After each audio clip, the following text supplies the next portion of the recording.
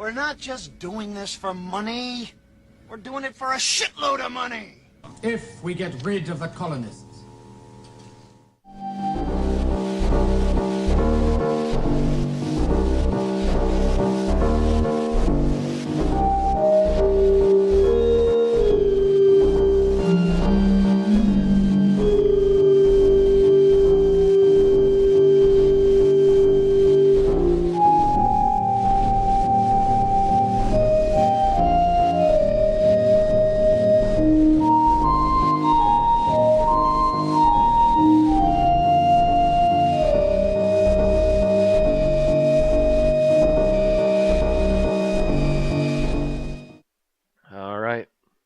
Welcome, colonists, miners, and brain fetus aliens, to the 229th episode of an Unearthly Podcast, streaming live on the 25th of October, 2017, and featuring Colony in Space, written by Malcolm Hulk, and starring John Pertwee as the Doctor, Katie Manning as Joe Grant, and Roger Delgado as the Master.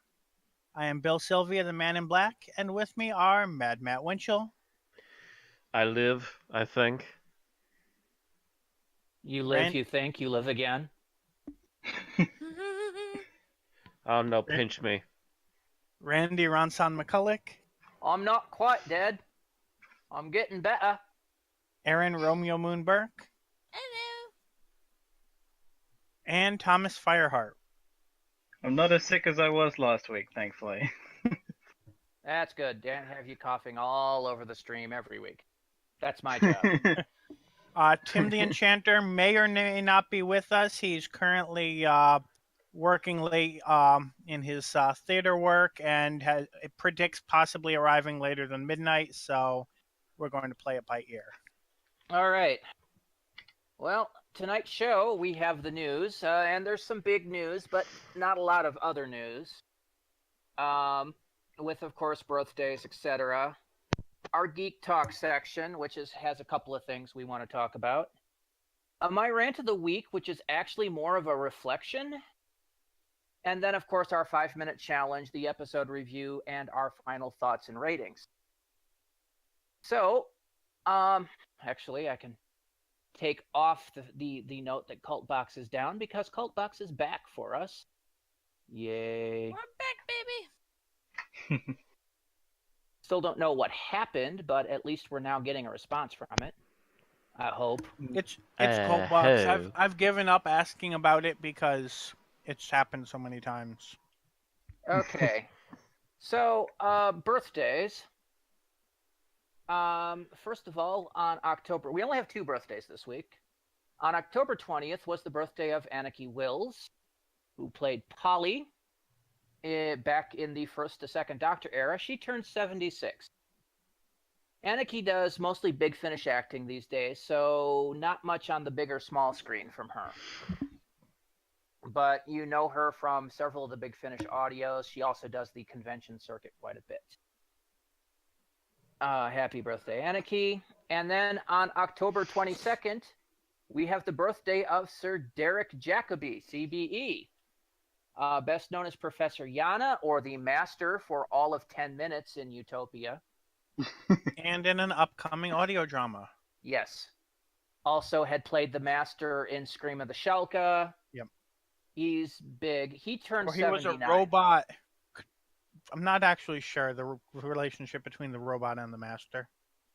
Anyway, for a man of 79, Jacobi is certainly getting around.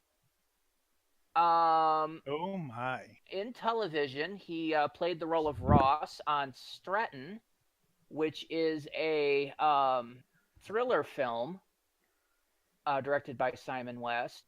And he is going to be in the upcoming Murder on the Orient Express, playing Edward Masterson. This is the movie that's with Kenneth Branagh as Hercule Poirot, Johnny Depp as Samuel Ratchet, William Dafoe is Gerard Hardman. I mean, you know, there's a list of names a mile long in this thing. And he's in there. Television, he has been in Vicious for 14 episodes as Stuart Bixby. And children may recognize him as the voice of the narrator or the moon in the Cartoon Network series The Amazing World of Gumball. Oh. In addition, he has also been playing Mercutio in the theater production of Romeo and Juliet. So, dear God, man. You know, you're almost 80, man. You might want to slow down a bit.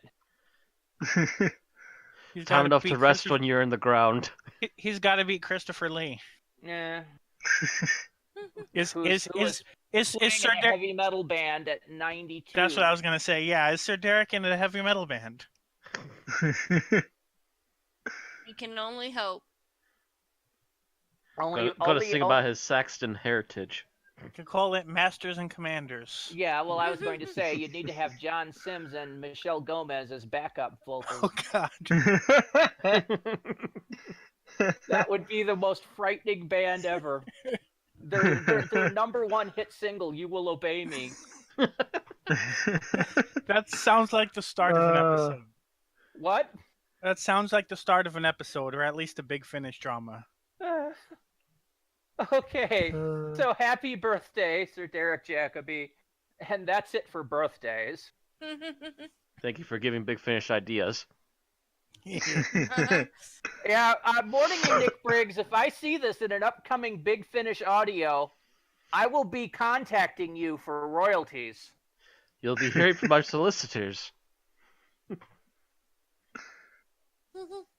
All right, up next with future episodes, we've got Series 11 is confirmed as 10 episodes long, but the length will not be an hour. Instead, it will be 50 minutes long per episode. Yeah, now if you remember correctly, the average length of a Doctor Who episode, this is the average length, during the Russell T Davies era was 42 minutes. That was the whole joke behind the third series, episode 42. No, it wasn't a Douglas Adams reference. They actually averaged all the episodes from series 1 and 2 and came up with the number 42 as the average length of an episode. So this means we're getting 8 additional minutes at the loss of 2 to 3 episodes each season. With the first episode being an hour long. Which 90-minute special. Mm-hmm.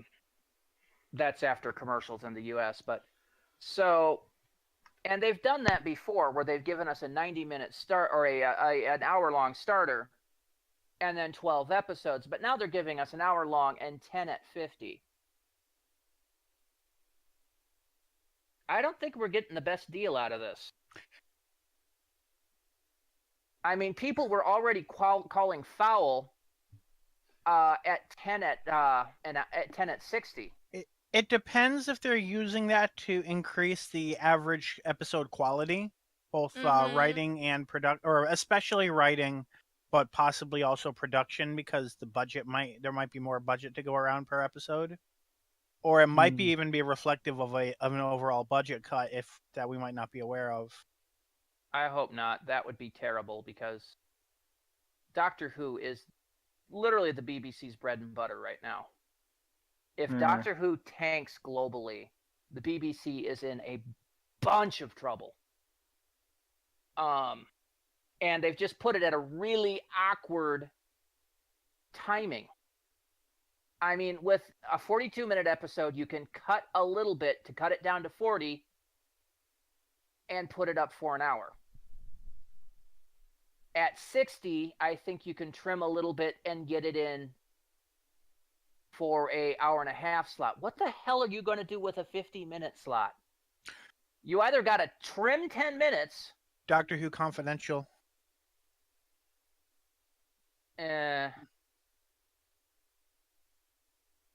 Or whatever they're calling it now. Forget what they did. Do they even still do it? They did something online in the recent seasons, but I forget what they called it. Yeah, I don't know. I honestly think this is a bad call on their part, but this is actual news. This is confirmed. So I don't know what they're thinking. Dun dun dun. Anyway, let's move on. We've got further news, further big news. Yep. So, I believe this news was announced at the same time, but we have the new companions joining Jodie Whittaker in the TARDIS. We have Bradley Walsh as Graham, Tosin Cole as Ryan, and Mandip Gill as Yasmin, and I may or may not have mispronounced one or two of those. Also, apparently in a regular role, probably the Brigadier or Jackie Tyler, will be Sharon D. Clark. Let's see, skimming the various quotes. Everybody's very excited, like they always are when they're interviewed. Mm-hmm. Bradley Walsh mentions he remembers watching William Hartnell as a child, and that he loved it. It was very scary.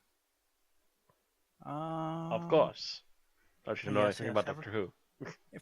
I need a filter that gets rid of quotes saying I'm excited and I'm happy. That would make it so easy to skim these. Everybody's very happy. I hate. Yeah, I'd love somebody to be interviewed on this and just say, it's a paycheck, you know? Harrison Ford, then? Ooh. Yeah, nobody really says anything other than that they're really excited. No, this is just basically the news here is the fact that this is now confirmed. Yep. I believe we had heard the rumor about Bradley Walsh. Yes, I think the Mirror, the Mail, had reported him. But nobody was confirming it on the BBC's end. And now we've got Tosin Cole and Mandip Gill. And strangely enough, I've seen people on Facebook claiming that this photo alone is enough to confirm that it will be a very boring season. And I have no idea where the hell they get that. Probably based on these actors. I don't think this is gonna be a boring season. I'm gonna wait for the clusterfuck to happen though. Now, do we want to talk? Do we want to talk about the logistics of the companion team now or in the later segments? Well, yeah, I mean, we can say this. I mean, based on what we've heard about how the production is working, and the fact that these 10, 50-minute episodes are not going to be standalone episodes, but are all going to be one gigantic storyline, one gigantic serial. Having all these multiple characters is actually writable. Okay. And I've noted in various threads discussing it that the last few episodes of the 9th Doctor, a few episodes in the middle of the 10th Doctor, about a season of the 11th, and a few episodes of the 12th have had this size of a companion team, so it's nothing new to Modern Who. It's the fact just that never for the whole season, and we don't necessarily know that it will be for the whole season either. Yeah, well, you know, the problem with writing like this is it's hard to maintain quality. Yeah, as we saw in the 80s with this size of a team. Yes. And a little bit in the 60s, but they had longer stories to work with. And this is because they're doing, like, you know, this 10-episode season, and they're saying that it's all going to be exceedingly serial. That means that we are looking at episode or a storyline that is going to be of 60s length. We're looking at war game size, or, you know, well, even if you take a look at it, you cut this in half. 50 minutes cut in half is 25 minutes. And that was the average length of a classic Doctor Who episode. So what we're basically getting is 25 minute episodes doubled up, only without, of course, the opening closing credits. Except the pace of storytelling is rapidly changed over the past 50 years. I'm actually going to be talking about that in a bit. Okay. That's kind of part of my rant. But yes, this is our new team. And I don't know how they're going to be doing. I mean, I'm looking at this. They're obviously going for ethnic diversity here. Yeah. We've got, you know, the lead character being a white female, a older white male. which is something we haven't seen since arguably Harry Sullivan, and he wasn't even that old. He wasn't. No, he we wasn't. haven't really had an older male companion. Not didn't have- we didn't Not have- long term. Yeah. Mhm. Yeah, we've had like the Brigadier, but he wasn't a full companion. No, because he doesn't count. The older characters are generally the stay-at-home ones. Right. Yeah, like Yeah. what's his face? Donna Noble's grandfather? Yeah, Wilf. Wilf, Yeah. and Well, he traveled into TARDIS once. Once? I think Once. Once or twice, but never in a row. Yeah, and Rory's Yeah. dad. right. And he's Rory's the dad. same situation, yeah. Yeah, I mean, the oldest companions, not only Harry Sullivan, but you had Ian. And I And we're really not- think that was about it. yeah. Not counting Romana because she's a different species. Mm-hmm. Yeah, that doesn't count. So I yeah, think- you really haven't had that. I mean, you had the older They finally crossed that barrier in Big Finish when they gave the Sixth Doctor an Yes. Evelyn Smythe, Yep. Mm-hmm. and this kind of looks like they're doing that, only making it a guy. Although hopefully he's not the same sort of character, because the Sixth Doctor being paired up with a brash professor who always put him in his place was great. But having a man that does that to a female doctor Yeah. would not send a good message. Nowadays, That- people would that freak really their bad. lids. We know nothing about her personality. True. I mean, remember the Does- fact that but she doesn't male look- or female, this is still the Doctor. She doesn't look anything like well, I mean, she could have Colin Baker's personality, but she She looks very chummy. And she you know, looks too friendly to be Colin. to various Yeah. extents, the Doctor has always been a bit of a brash egotist. Mm. I mean, you She's look in at a the first hoodie. Doctor, the second Doctor, the third Doctor could do it, the fourth Doctor could do it idly, the fifth Doctor not so much, the sixth Doctor, oh hell yes. Out of this picture, I don't see her as a brash egotist. I see Well, her this as isn't this almost is just, an innocent. Yeah, this isn't the characters. This is just the cast this members. is just the cast Oh, okay. fearing for a photo op. Yeah. I mean, they're Yeah, not I'm in their sorry. If this costumes was or actually anything. them on set getting ready to act, I'd have questions. Yeah, Yeah. this is just them. Hmm. This is just them appearing someplace for a photo op. It just looks like one of those promos that you see for a 90s adventure series. Or a sitcom. Or a sitcom, yeah. It really looks more like Hey, a look, sitcom. we're all friends here. But like I said, you've got the main character being a white female. You've got an older white male, a Mediterranean or Middle Eastern female, and a black male.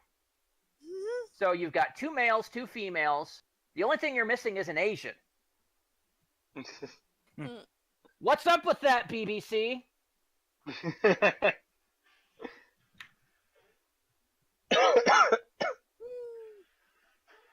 All right, so this is now our cast. We'll have to see them later in costumes and stuff to see how they look. Has anybody seen anything with any of these actors before? other- Obviously, we talked about Jodie, but in terms of the four new no, cast members, I've heard of Bradley Walsh in the Mhm. rumors, but I didn't recognize anything he was in. Tossin Cole sounds familiar, but I don't know from where. Yeah. But I think it was a bit part, if anything, and it might have been like on like one of the British like mysteries or something that he was in as a bit role. And Mandip Gill does not sound familiar. I can't really tell by looks. I'm sure they've all either been on EastEnders or what's that other big one? She's Coronation Coronation Street. Mandip's apparently been on Hollyoaks and Casualty. Mm. Not really The seen other either one. Casualty. Casualty, the UK's answer to General Hospital.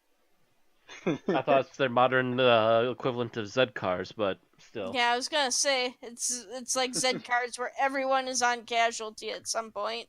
Yeah, but no, what I meant by that is the fact that it is the hospital soap drama kind of thing. You might recognize me at Casualty as Wounded Man number 5. Toshin played a lieutenant in Star Wars The Force Awakens, but I'm sure it was a bit role because, yeah, Lieutenant Bastion, I don't think I remember the names, or he probably didn't have a large part. Yeah. Not He might have been a particularly. pilot. All right, so the answer is no. We don't know jack about these guys. We will try to look stuff up. and come back to it later. But so far we're just drawing blanks. yep. Mm. All right. So moving on. The Doctor Who has won a Ally Award for LGBT inclusiveness. The award was picked up by Pearl Mackie, of course, who played Bill, I think the actual first openly gay companion. And she was accompanied by Brian Minchin, who is the executive producer who's leaving with Stephen Moffat. And of course, this is actually in celebration of not just the last season of Doctor Who, but the last 10 seasons of Doctor Who. Because, you know, in the first series, they brought in Jack Harkness. Yeah. So there's always been a few gay characters in Doctor Who. Yeah, Moffat never wrote them particularly brilliantly, but he always made sure to include River Song is bisexual. He had the Paternoster Gang led by a lesbian married couple, etc. And then there were bit characters that were often very much in throwaway lines, but that's Moffat's fault. Yeah. But anyway, so this is another award that Doctor Who gets to put on its mantle, so to speak. Mackie said, "It's lovely to be able to accept this award on behalf of Doctor Who. I feel quite honored to even have been invited, let alone for Doctor Who and the character of Bill. It's testament to how well she was received. I met a couple of young girls who were BAME, talked to me on how watching Bill on Doctor Who enabled them to come out and feel comfortable with their own sexuality. For me, that's a massive achievement. The thing that I liked most about Bill was that she wasn't grappling with her sexuality. She didn't need to come out. It wasn't an issue. It was always just about, I'm gay and happy and this is who I am. This is who I like and this is whom I'm in love with." And yeah, that was actually good because it wasn't, you know, it kept it from being the you know, weekday afternoon special, the after school special. Yeah. It didn't get preachy about it, and also didn't get silly about it either. Yep. And that's beautiful. And yes, this award I think was deserved by the Doctor Who staff. Congratulations. So it went to all of the staff. I've seen articles saying it went specifically. Okay, it was collected by Pearl. That's yeah. She okay. was the one to receive it on behalf. But it of wasn't. Doctor It Who. wasn't to her. It was to everybody. That makes more sense than the first headline. No, it's going to be sitting somewhere in the BBC's trophy bin somewhere. Like I saw one headline. It was like Pearl Mackie receives an award. I'm like, she didn't even write it. The showrunners, the showrunner of Doctor Who is going to have it in a thing behind him, or a wastebasket. We don't know how they deal with trophies. By the way, I did find something relevant. If we're in between articles, I don't know if you have more. Kinda to say are. on that. No, I Okay. was trying to move on. Okay. So just real quick, apparently Bradley Walsh was the villain in an episode of Sarah Jane Adventures called The Day of the Clown. Yeah, I don't think about that one. And Bill, when we move on, you really need to learn to move on. It was relevant. It was relevant. Don't encourage him. If we've moved on, it's already not relevant anymore. We've already moved on to another topic. I'm sorry. And now we're moving on to books. Books! Yay! Alright. So there's another day, another Doctor Who book coming out apparently. Newest one is Doctor Who Dalek the astounding untold history of the enemies of the universe. Not colon. Alright. I thought Japanese had long titles for their movies. Yeah. Cult Box assures us that the inside of the book would probably contain less colons in the title. I'm a little bit what the fuck on that one too, because usually it's a colon and a hyphen. You don't use two colons; it's bad grammar.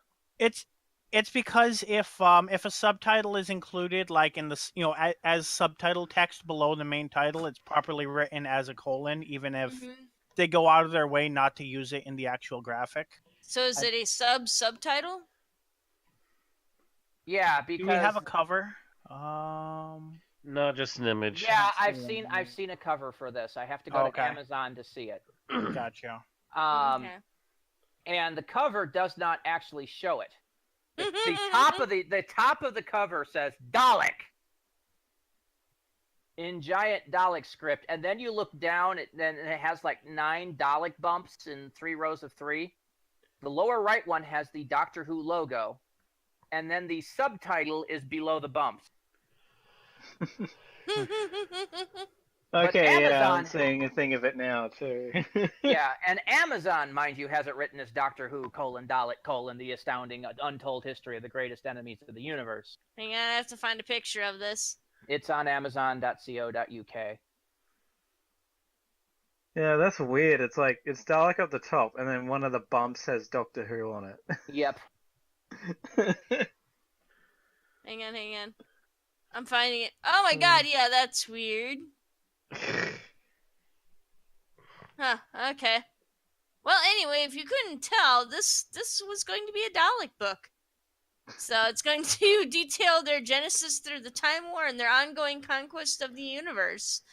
Basically features never before told stories, including terrifying near mythical adventures, starting visual recreations of secret conflicts, and more.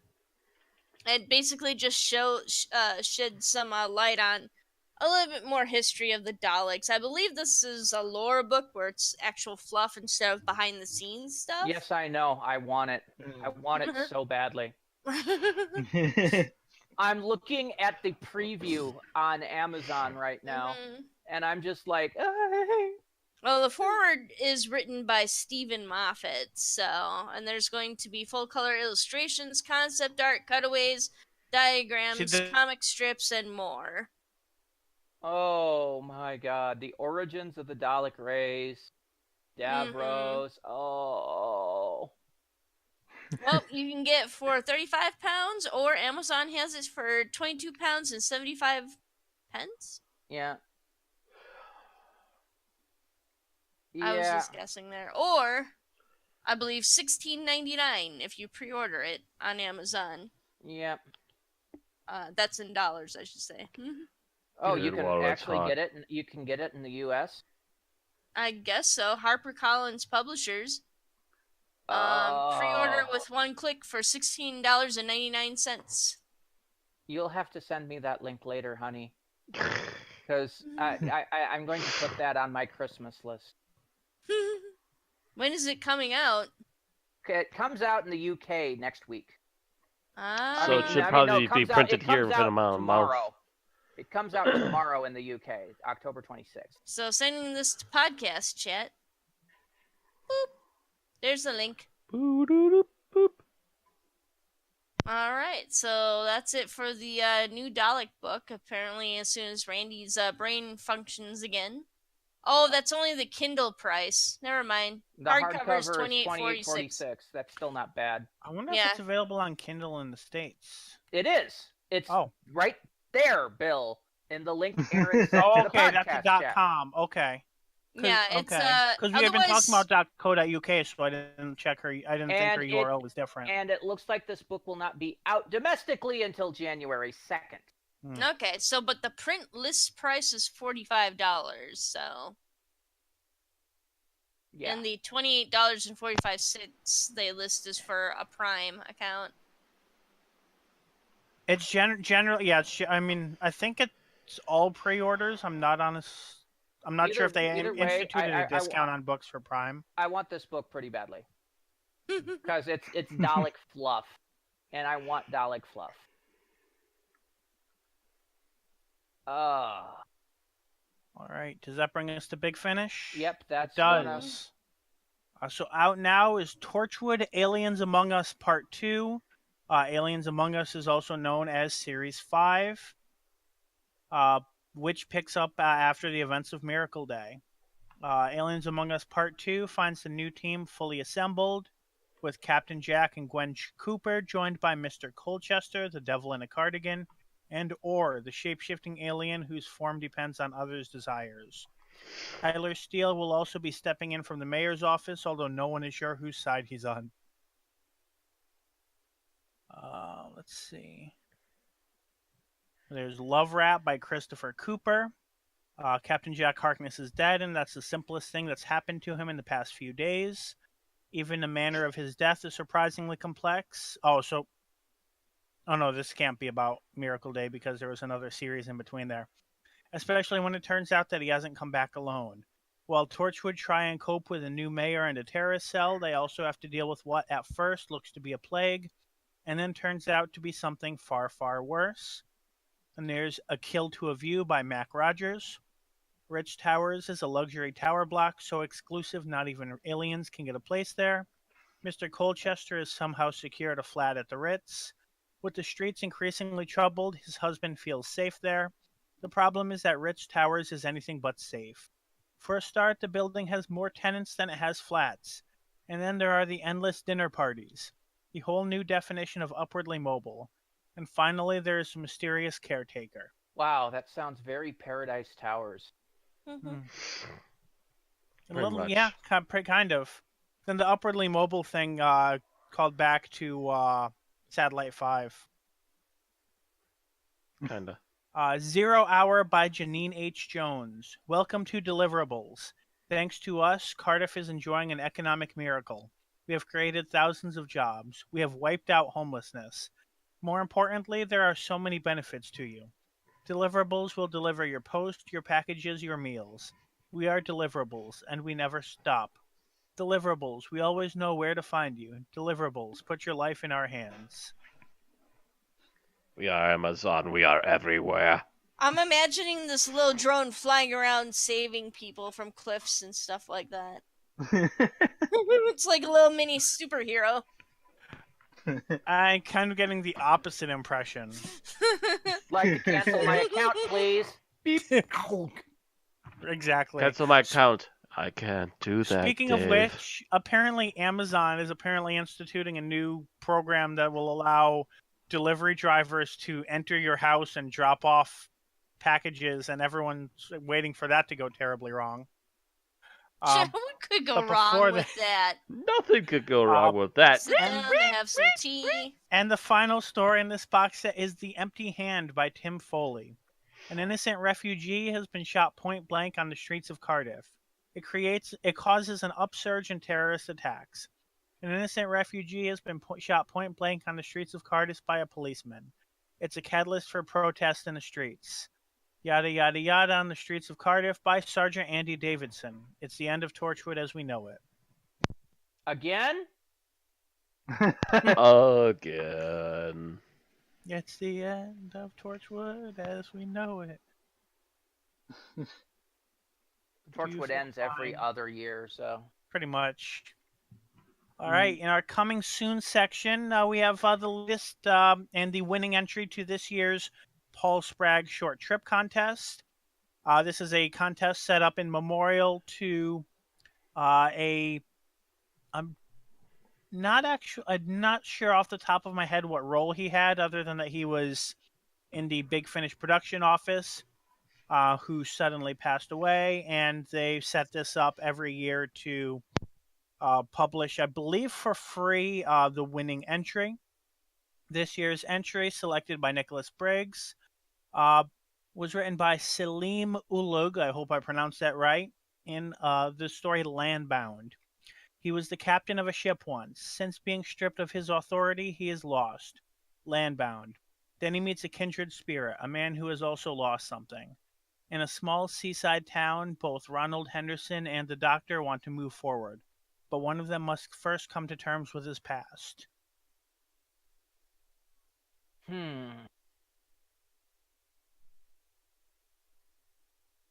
Right, and the other coming soon article we have here is another Torchwood announcement. This is for release, I believe, next summer. I believe it said July, but yes, next July. So it's Torchwood 1 Machines. So I guess the previous Torchwood 1 sold pretty well, and they've decided to do another one, featuring Tracy Ann Oberman and Gareth David Lloyd as Yvonne Hartman and Yanto Jones. Feed. All right, so these stories included are The Law Machines by Matt Fitton. The mayor of London is launching her bold new law and order initiative. The capital will be kept safe from crime, from fear, from terrorists. The law machines are launching. What could possibly go wrong? I'm sorry. All I can think of, and when hearing that one, is Doctor Who is required. Oh, If the anyone, above the War Machines. Yeah. Because that was basically the plot Oh, of the I War get Machines. you. I mean, well, so you're saying that blurb I mentioned because the box set blurb, which I skipped over because we had story blurbs, includes Yvonne Hartman is required. So I'm kind Really? of wondering if there is a connection now. It really does sound like it. Mm-hmm. Somebody rebuilt Wotan? Maybe. That would be kind of cool. Yeah, I could see Torchwood doing that. Blind Summit by Gareth David Lloyd. Yanto Jones has just moved to London.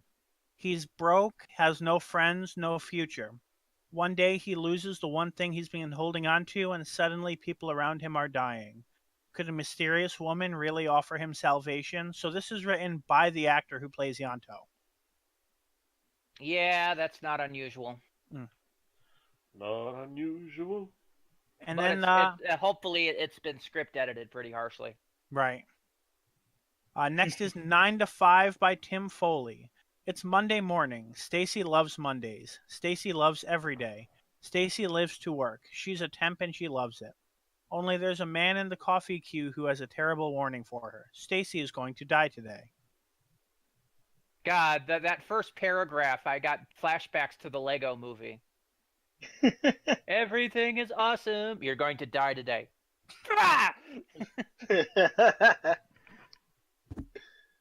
All right, and we have a piece of news about Big Finish.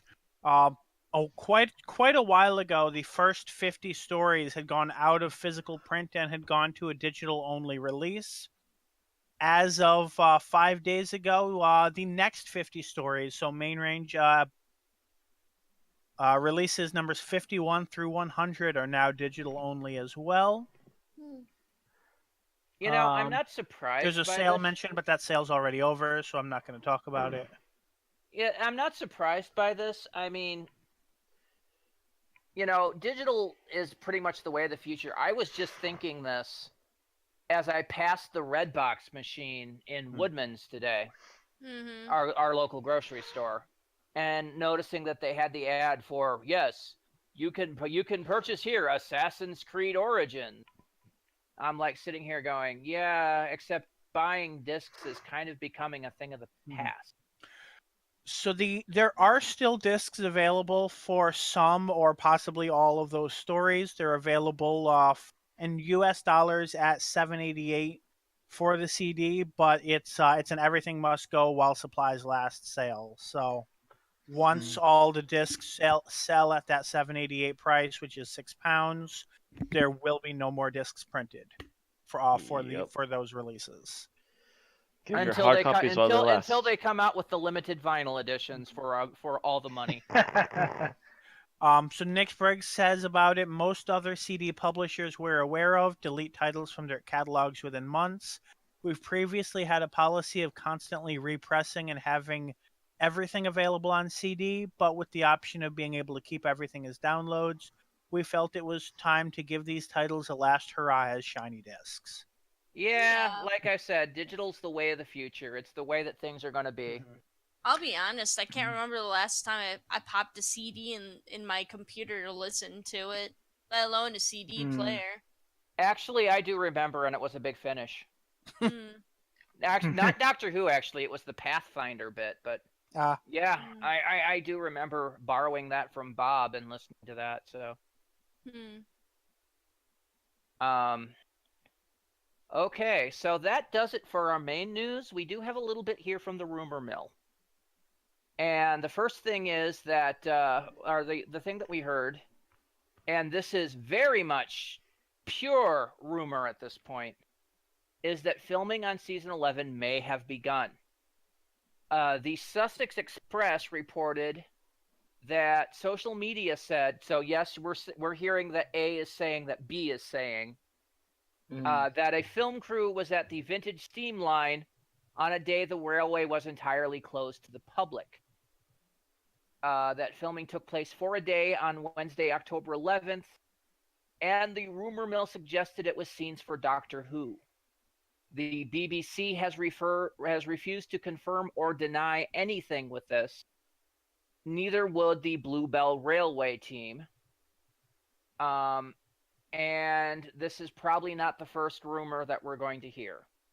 So, or this is probably not the last rumor we're going to hear for a while. So this may be Doctor Who. It may be for something else entirely. Either way, the BBC isn't telling us. And it's going to be just a rumor at this point. But it is about time. I didn't expect them to start until January, but, you know, with the new production team, they might have a completely new way of doing things. Okay. So that does it for our rumors.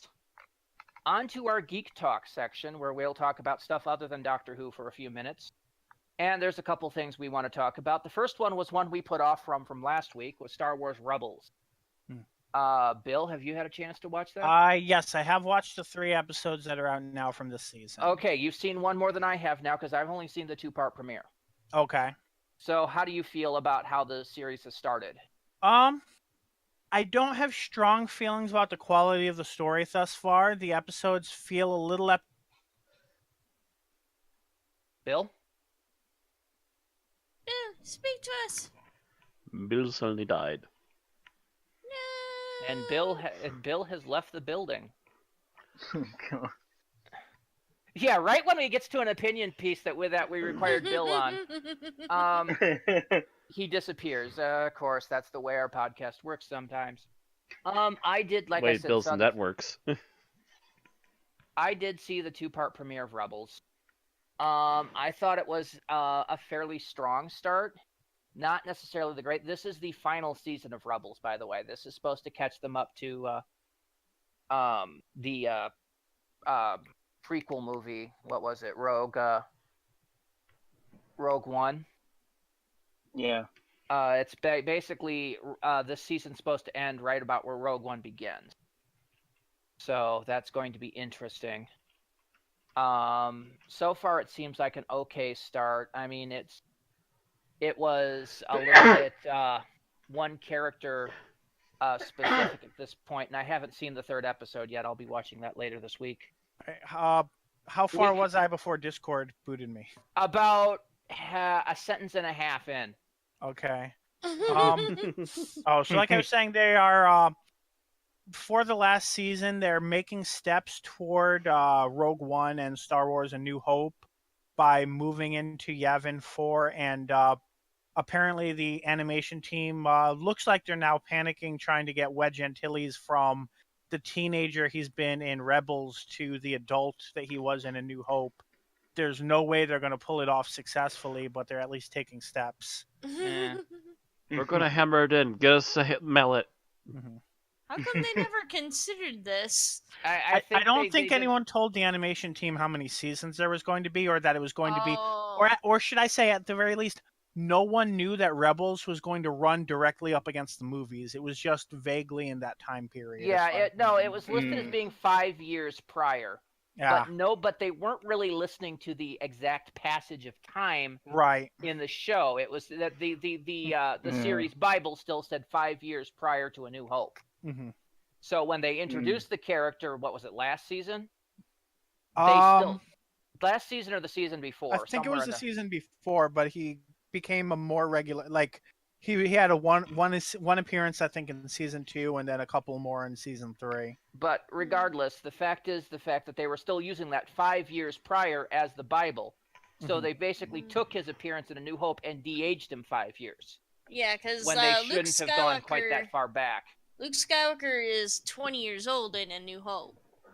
Yeah, and Wedge is in his late teens, early 20s. I mean, they're in that fluctuation range. Right.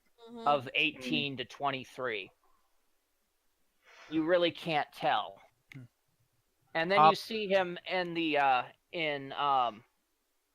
Empire Strikes Back, and he looks like he's put on 5 years right there. Mm-hmm. Which, I mean, war will do that to you. Mm-hmm. I think the opening two-parter somewhat hinted that they may be doing something with Kanan and Hera's relationship this season. At least I would think that's why they ended an episode mentioning it.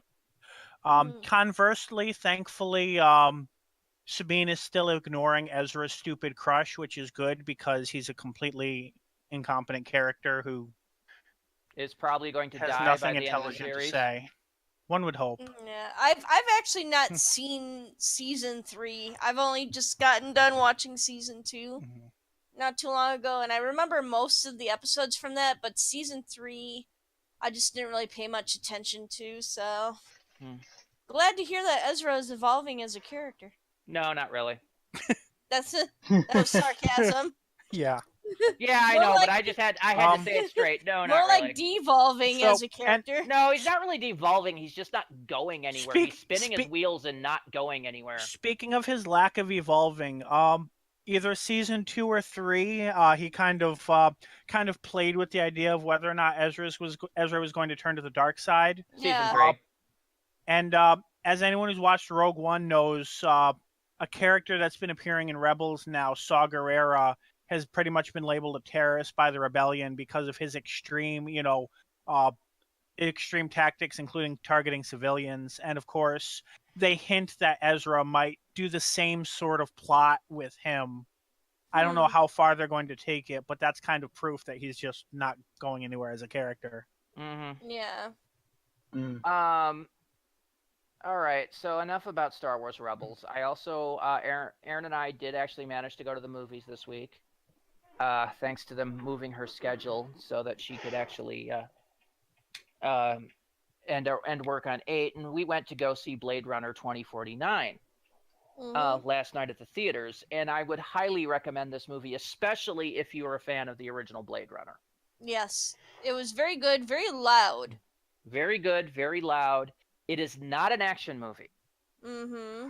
If you are going there expecting nothing but action and explosions, while there are some, there are long periods in between because it is in part a mystery. It is a cyberpunk mystery. I would expect it to be somewhere in between because that's what original Blade Runner was. Yes, that's what it is. A mystery thriller with little bits of action plot here and there. I mean, you're basically following the story of a replicant Blade Runner as he is trying to track down this group of people, and in particular, the one child that was ever born to a replicant.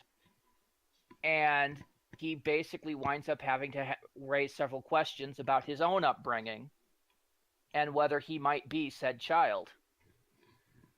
And I'm not going to reveal anything more than that, but that's about it. And it's very much, it's very dark, very, dystopian.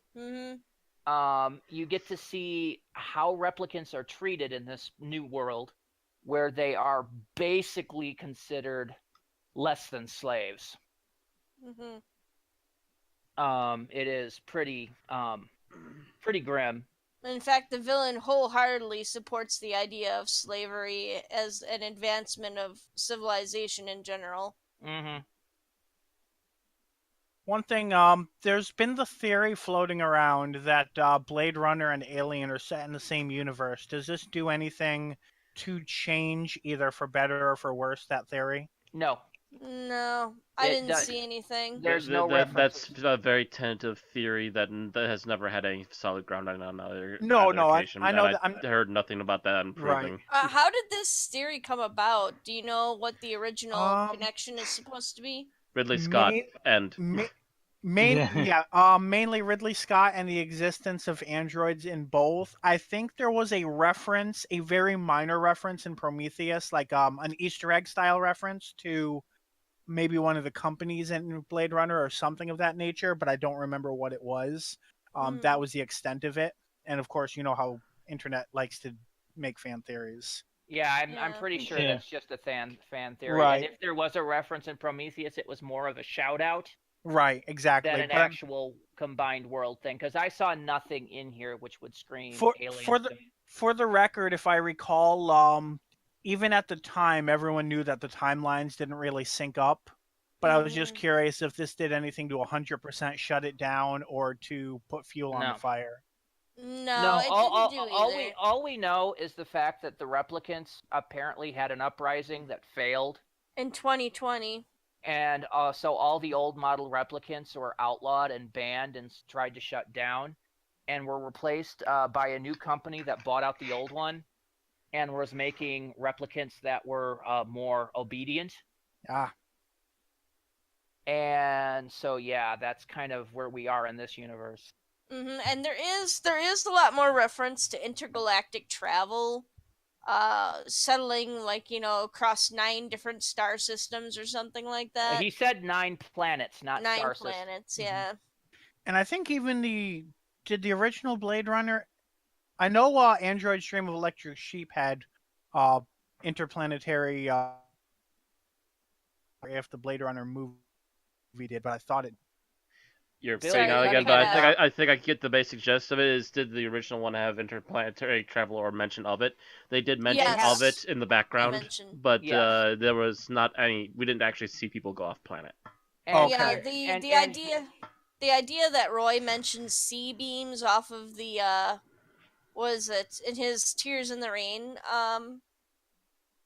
monologue, or not monologue but dialogue with Decker. He talks about being on starships, in a war zone and stuff like that. Starships on off-planet. fire off the coast of Orion. Yes. Here it's you get the idea that their colonies failed and that they're restarting them. It's basically things had to start over. Interestingly, though, you do see a lot of modern companies have some product placement in this film, Sony. including Sony. Sony. I don't blame. Tons of Sony, Atari. Well, yeah, but I don't blame Sony because Sony's name is on this picture. It Mhm. literally goes Warner Brothers, Sony Pictures, Columbia, a Sony company.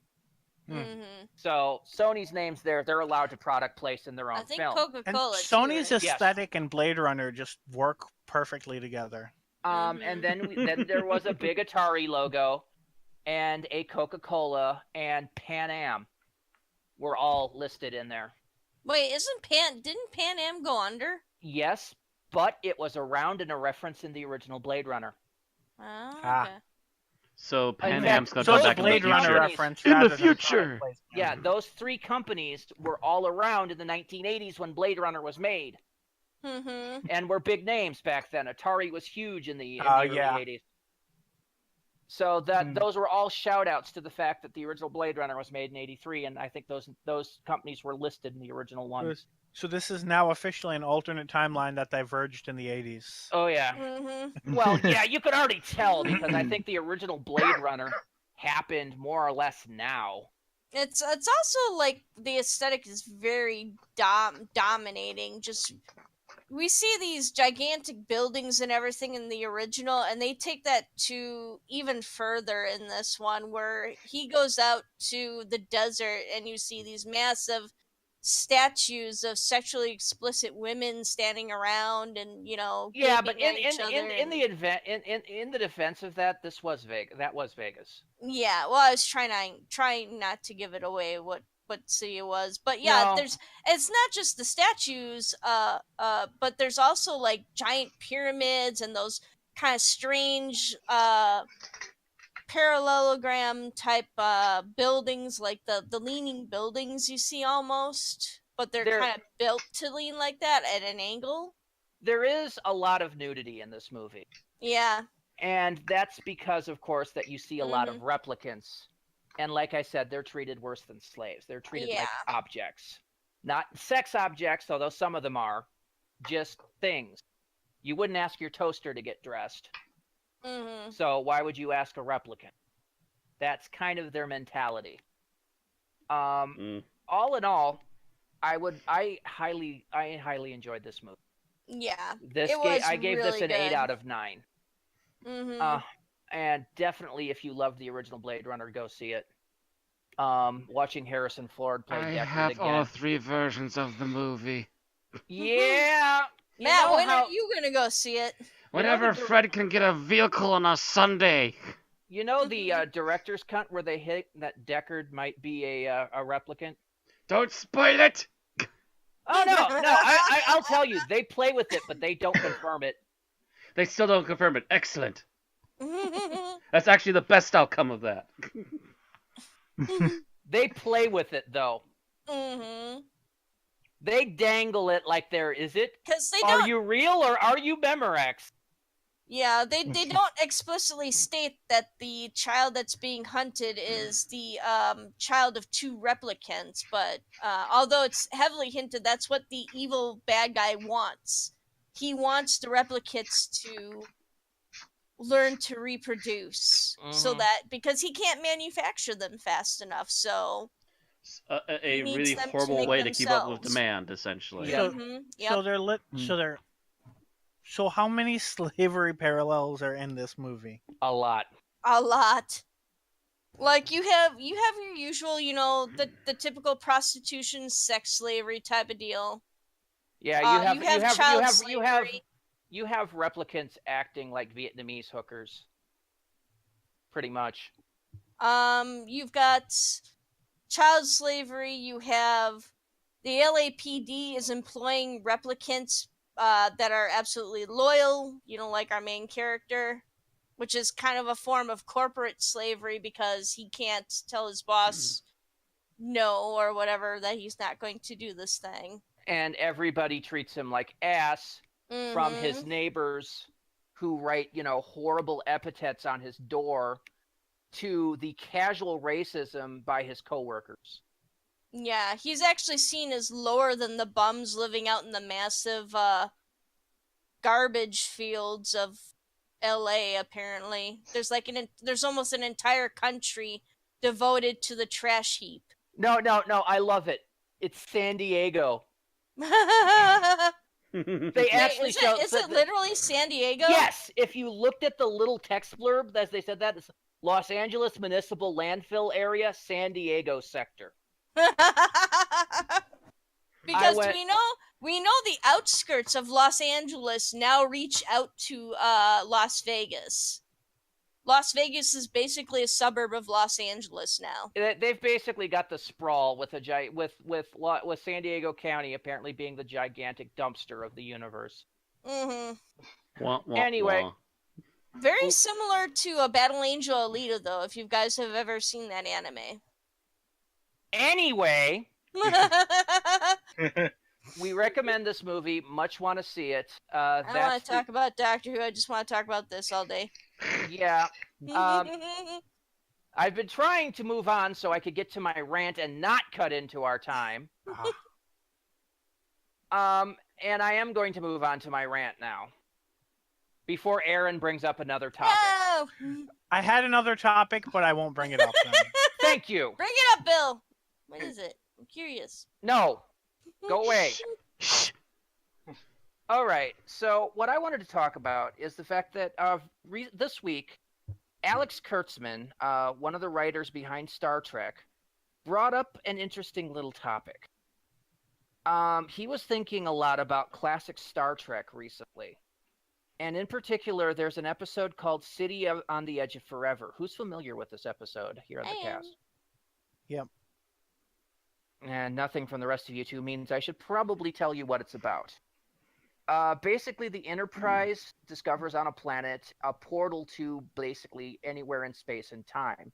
McCoy is accidentally injected with a serum that drives him insane. He beams down to the planet and leaps through the portal into parts unknown.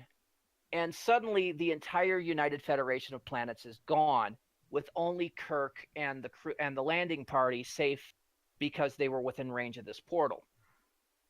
They have to go back into their own history to stop whatever McCoy did to change history so bad. They go back to late 30s, early 40s United States, and where Kirk falls in love with this woman by the name of Edith Keeler. And it turns out that she's the anomaly. Her living is what's causing history to change, because she's part of this pacifist movement that would eventually prevent the United States from developing the atomic bomb before Germany did.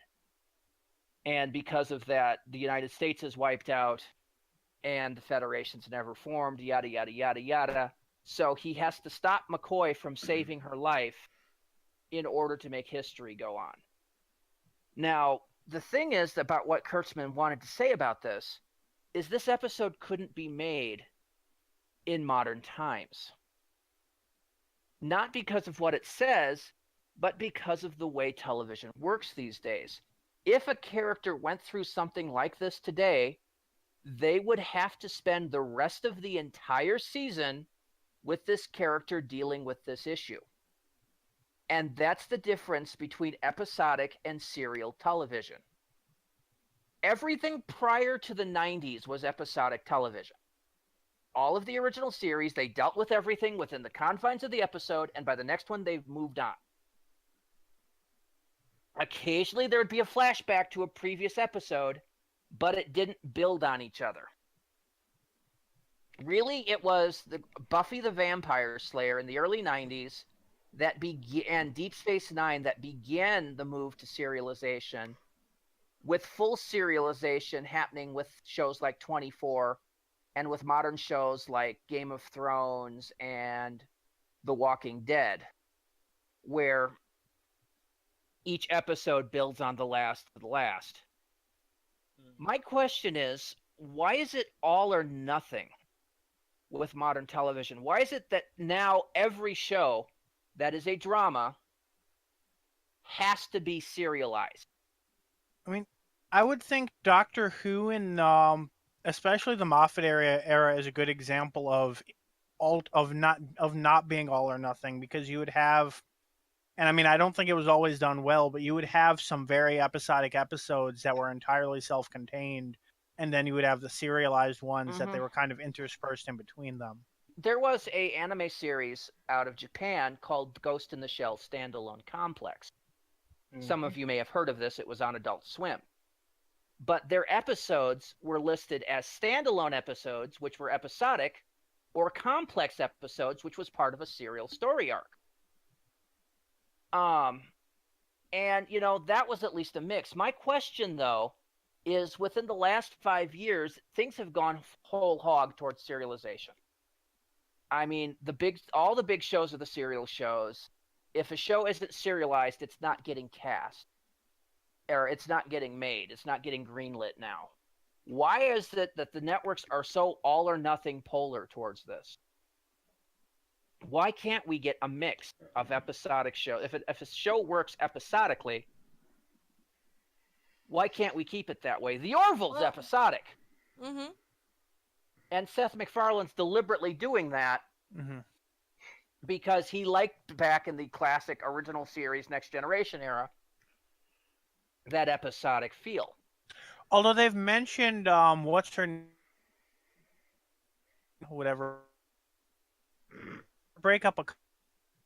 Speaking of breaking up, Bill, you're doing it. Don't break up with us, Bill. We can make it work. If you're talking about the characters that are in the divorce thing, that's an ongoing part of the show Bible.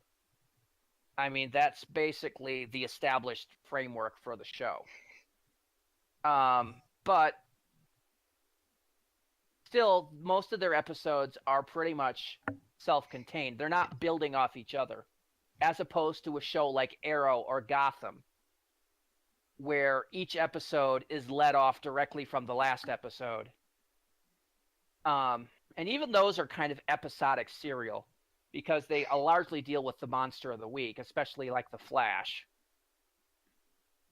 But all I'm asking is, why is it that the networks tend to feel like you need to make serial television now to have it work? All I can think of, it's because of the Netflix bingeability factor. But what is wrong if you have with a show that works episodically? I think it's because the studios have seen more money from this particular format and then demand that everything has to be this format now. And that's wrong. That's the studio for you. I know, but I'm saying that's wrong. That's wrong because some shows will work better on an episodic format. They'd just be more successful that way. Yeah, but then you have to sit there and scream till you're blue in the mouth until they finally listen. But yeah, this is a rant, Matt. I'm not asking this question. I'm saying, why can't they think about this and actually try to give us a mix? More of a mix than we have. Well, in an era where people's schedules are varying so much, having a serialized program guarantees butts in the seats to watch it. People will either work their schedule around the TV show or they'll buy into like Hulu. Aaron, didn't you just hear me say I didn't want an answer? Oh. Why don't you want an answer? Why are you asking? Then why are you asking questions? It's an Andy Rooney gripe moment. I hate those though. They're just wasting time. So you need to put up the Family Guy grinds my gears. That is basically how I define my rant. This is what grinds my gears. Yeah. I would just like, some shows to be episodic the old-fashioned way. I mean, we're getting it a bit with the Orville, but please give us a little more of that. Don't force a show to be serial if it's really not meant to be serial. Star Trek is one of those things that does not need to be serial. It needs to at least have some value of episodic in it. And Discovery is one of those things that just is... the serialness of it bothers me. So anyway, that was my rant. Or tried to be, but people kept trying to answer it. Don't face it as a question. Get on with it! All right. So now I move on to the 5-minute challenge. And I'm not it, because I just talked. You don't want me to be it. And Tim did last week, so it's down. Not only because my internet will probably crap out 5 words in. So it's down to me and Thomas then. then. Win, wouldn't you? What? You'd win, wouldn't you? No, it wouldn't. I'd have to do it all over again. We couldn't tell if you had ended or not. Wow, I'd be back like the old days. Remember when we were on Skype and Matt would have his turn to do the summary?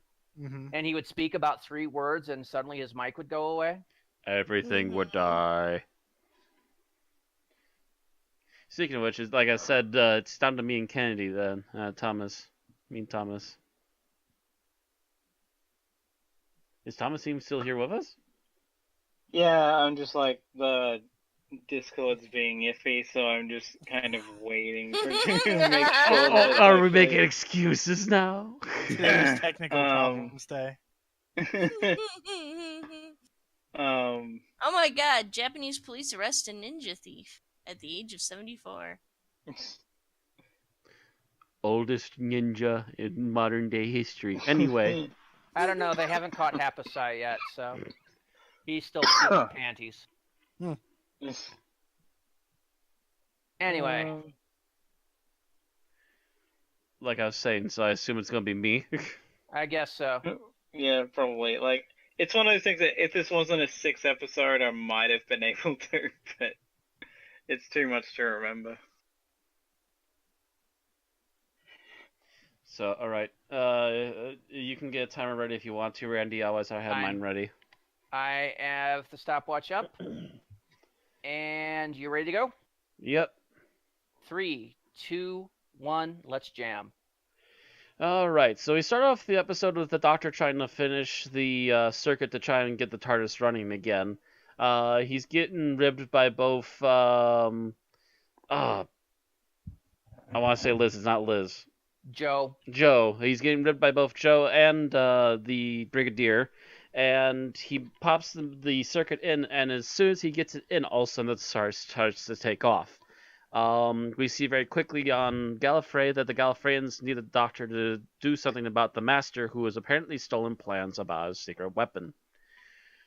The Doctor, without any warning and without any impromptu, is just sent somewhere and just suddenly lands on an alien planet with Joe in tow. Joe has a little bit of a freak out, not expecting this sort of thing to actually happen, even though she's actually seen the TARDIS move before, but she's never actually been anywhere in it.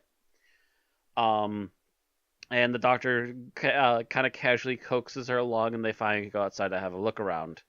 After a few minutes of scoping out the local area, they are encountered with a man with a rifle and are taken over to a colony. The colony seems to be holding together, although they are having many issues trying to make anything grow, which should have been fixed by now, but they're still trying to figure out why the plant life continues to die despite their fixing everything in the ground. And just as this is all coming to an head, all of a sudden people are reporting in that they are seeing monsters outside their homes and are trying to defend themselves. The giant lizards leaving scratch marks wherever they go. And amidst this, a couple is attacked and apparently killed by the monsters. The doctor decides to head out that way the next day to try and continue the investigation, only to encounter a man from the mining corporation. He goes to them. The man they initially encounters is friendly enough, but the rest of them seems semi-hostile. Apparently, the doctor himself seems to know a bit more than they like, and they decide to try and get rid of him, only for the doctor to escape and know even more of their dirty plans and secrets, and reports back to the colonists. They ask for help, and I forget what they call him, but they get essentially a space judge to come down. Educator. And the educator apparently turns out to be the master. He's not even trying to hide it. He just has fake documents saying that he's an educator, and goes about trying to dole out whatever judgment he seems to wish on things. He tries to find out more about the local ruins from the colonists and decides to have a further investigation before he makes a final decision on what everyone should be doing. As he quotes it, there's a possibility that there's history here that needs to be preserved. Obviously, the master's up to something, and the doctor tries to figure out what it is. He and Joe manages to sneak into the master's TARDIS, only for him to use knockout gas and come after them a few moments later. Using Joe as a hostage, the master heads off to the ruins again with the doctor in order to try and find out where the secret weapon is that the master is after. Finally reaching it, they are confronted for the second time at this point the head of the local tribals, which are more or less lizard people, mutated by the radiation from said weapon. The leader, who is super psychic intelligent to the point that he can destroy the master's weapons when he tries to attack, decides that the weapon should be destroyed and that anyone who wants to save their lives should run for it. The weapon self-destructs, burying the locals with it and stopping the radiation that's been killing the plants. The mining corporation has also been captured yet again and are told to back off. Actually, no, some of them were told to back off while the main guards were actually slain by the colonists to try and protect themselves. And that's pretty much where things left off. The doctor and Joe quietly sneak away, and the one good miner is brought into the colony. The end. All right, so you did it in about 4 minutes 26 seconds. I saw 25, 26, yeah. Yeah, it was 25 and a over amount of change. It was closer to 26. That, and I'm giving you a penalty for not referring to the times that the colonies revolted against the miners, like twice. Well, we're trying to get to the basic plot, and the main real plot is the doctor and the master stuff. Not to mention the fact that the one colonist had to self-sacrifice himself for the others. That is true. I did skim through that a little bit. Mm-hmm. Yeah. But yeah, I have to do some skipping, otherwise I'll be here for the next episodes 6 minutes trying to explain everything. Yeah, that's why when I try to cover all the basics on that, it winds up taking me 7.5 minutes for a 6-parter. Because it's a fucking 6-parter. All right. You got cut somewhere. So, we are on the good aspect of the episode, and Matt, you are first. I am first to talk yet again. Yeah, the dice like you that way. I don't know why. The good stuff. Trying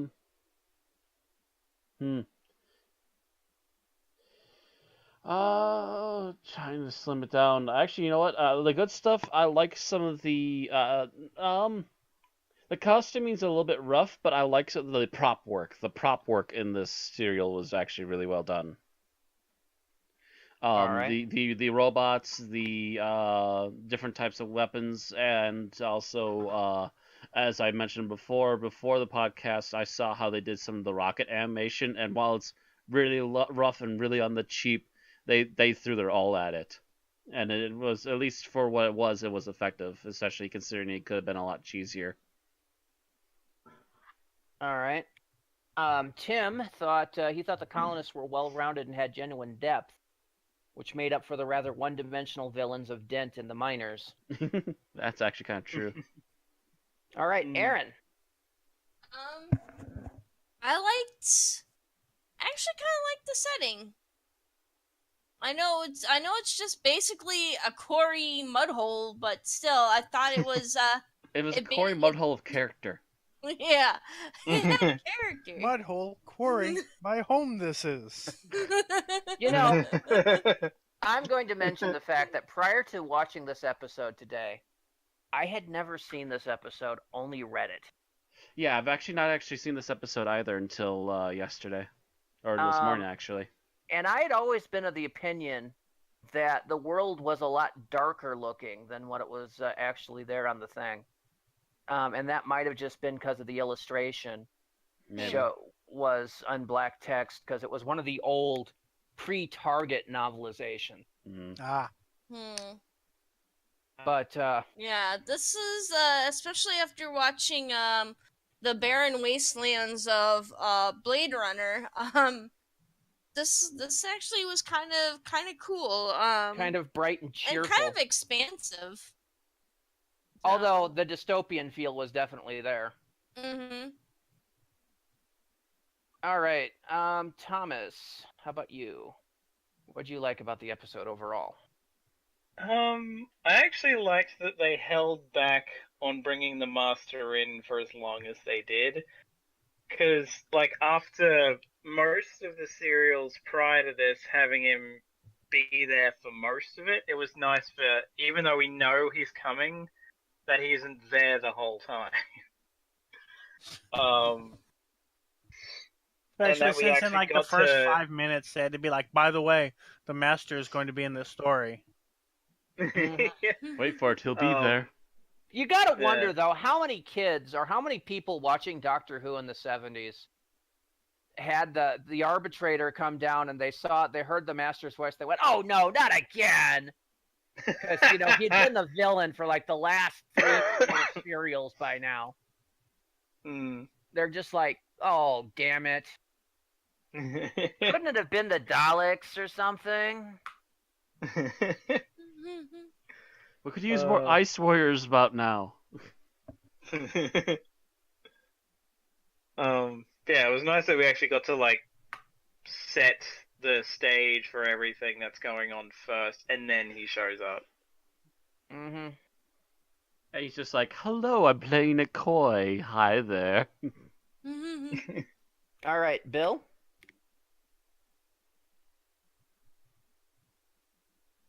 Bill. Oh God, Bill, no! Earth to planet Bill. Come in, please, Bill. Come in, please.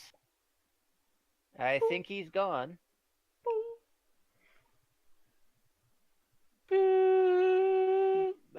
Call it 11:34 p.m. Bill's net died. All right, so moving on to me, because I'm the only one left. What I liked about this episode is, I guess you could say, for one, I like the dystopianism of it. It's not a perfect utopian world. You had business being business, and, that you got the feeling that, of the mass problems of overpopulation. Because you got to hear their descriptions of what Earth is like. Yeah. Oh, there you are, Bill. Yep. We lost you again when it was your turn. I figured that. So anyway, how about you? What was your what good aspect of the episode did you have? I like that there were more than 3 miners, because that's not something you see often in a Doctor Who story. There's normally like the three main bad guys, and like that's their entire faction, and they somehow have power over everybody. But here there was like a team of miners. Yeah, they even had a hierarchy. No. They had three main miners and a group of assholes. Keep firing, assholes. They wore the miner uniform. That's the important part. Fire, assholes. I mean, they had the three main guys, and then they had the Rent-A-Gestapo. I mean, you really saw the Rent-A-Gestapo at the end, where it's just like, get the guard leaders to their guys, and they all come out with the little helmets, and Yeah. they all look. That looked like Rent-A-Gestapo to me. I mean, Yeah. And then you got your colonists and your rent-a-group. Yeah. And they had less anyway than the colonists. At least they bring that up, and that's why they've been using scare tactics to try and make them piss off. Yeah, that was probably another budget breaker. Was the amount of cast they had to hire for this episode? Because there had to be like 20, 30 people. Yeah. As long as they don't have to read lines, they're cheaper. Yeah, I was say at least they didn't all have speaking lines. As long as they also don't do stunts, they're also cheaper. Yeah, that was the thing though. A lot of them had to do stunts.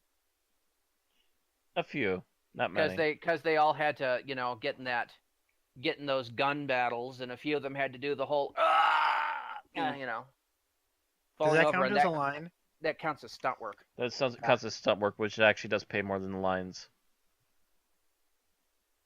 Which is why the Doctor actually paid pretty decently, despite being on the cheap show. At least Pertwee certainly got paid. So I mentioned mine. I like the rational look at overpopulation and stuff. So let's go on to the bad aspects of the episodes. What didn't you like? Matt, you're first. Let me think. I'm going to go with how about 1/3 of the TARDIS seems unfinished. That actually is a holdback from the Second Doctor era. Actually the First and Second Doctor eras. That side of the TARDIS has always been a cardboard cutout of Roundels. Yeah, but it's become very blatantly obvious. Yes, and that is why by the time we see the TARDIS console again in the Three Doctors, they've replaced it, I think. It's also very obvious a black and white cutout, which, isn't working anymore either. And, I could almost see them scrambling. It's like, oh, crap, we need to unpack the TARDIS console room set for this. Hey, John, can you actually throw the switches to make this thing work right? And, I mean, if you take a look at that, that's the same essential set that they've had since from season 1. At least as much of it as they could keep in one piece. They might have replaced a few things here and there, but those doors were the same doors. And they're still doing the effect where they open the doors and you can see the outside. They stopped doing that around somewhere in the Fourth Doctor era. Yeah, I'm pretty sure by end of... Yeah, they actually still... You could still see the outside through those doors, I believe, in Pertwee's last season, so it had to be Fourth Doctor. So I think after they redid the console room. Again. Can never redo it too many times. Never enough times. Well, if you redecorate, some people don't like it.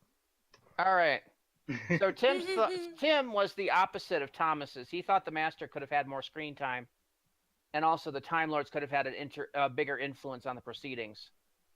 Not screen time, but the effects of their actions. But Tim, if you ever go back and listen to this episode, that's kind of the thing about the Time Lords that we're learning about them now, is the fact that they're largely impotent, but they try to look like they're not. They try to look like they're in control, but they're completely worthless when it comes to actually doing something. Yeah, the Master even has that line of know everything, do nothing. Yes. That's kind of the point of them. People keep telling us that there's this massive point in Deadly Assassin where the Time Lords are devolved. No, this was an ongoing thing. This was planned all the way back here, so... This is so. For those people, I just go. You weren't All paying right. attention. Aaron, what didn't you like about the episode? I actually didn't like a bulk of the special effects. Yeah. Like, I know it's the 70s, I know it's the John Pertwee era, but my god. Just the doll thing. I don't know, what did you call brain fetus or whatever? Yeah. Oh, the super mastermind? Yeah, it was just so it was creepy, but it was just like the doll in Terror of the Autons was better looking than that one. I represent the Lollipop Guild. It seems like they could have just got like a little person to do that rather than having, actually, like, That's what Star Trek did. They were actually looking into possibly getting small people, but they couldn't get enough. They looked into possibly doing kids, but then they'd have to shoot around their schedule. So in the end, they had to go with the shortest actors they could for the mundane ones, and then they went with the puppet for the big head honcho. I still think Star Trek could have done it better And 5 years earlier. And drink Tranya. It's even like the mining machine too, like the little grabby, the one with the little hooks that they attach the claws to. It's hilarious. And then you've got of course you've got the iguana on the giant screen and everything. So. Thank you for taking mine. Freaking space sorry. iguana. Space iguana. Well, mine is overall special effects were not so good. The quarry was the most convincing thing. Because it was real and muddy. My issue is that the actual, even though I liked that they held off as long as they did on the Master, I feel like the actual reason he's there and the whole end part of the whole thing was a bit too rushed, at least in my opinion. It's like, we finally get to it, and then it's over in like an episode, basically. All right. Well, I mean, yeah, they kind of had to, I think, but still, I don't know. I got the feeling that they were aiming towards the ending by the 5th episode, but I think it would have been better to start about it in the 4th. Yeah. Bill? So one thing that bothered me was that apparently the whole, or at least one of the major issues that the colonists faced was all because they never thought to scan for radiation. Yeah. They never really specified what type of radiation. It could have been undetectable to normal sensors. Possibly, but not as likely. Think if it can affect the soil, that they'd have some way of detecting it. Also, those colonists were in a very primitive setup. They keep mentioning that they bought everything on like Uber discount. The ship was only barely able to make it there, and yeah. So it's possible that they just didn't have the best radiation thing they had was a Geiger counter, and all that detected was gamma. Yeah. All right, so I have to go with the costuming on this one. And it's not the space fetus.